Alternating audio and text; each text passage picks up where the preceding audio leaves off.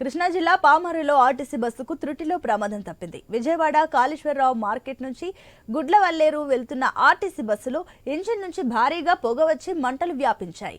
Driver అప్రమత్తతతో బస్సులోని 30 మంది ప్రయాణికులకు సురక్షితంగా బయటపడ్డారు.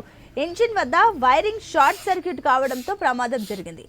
పమ్మిడిముక్కల మండలం మంటాడ వద్ద వెంకటేశ్వర స్వామి దేవస్థానం సమీపంలో ఘటన చోటు చేసుకుంది.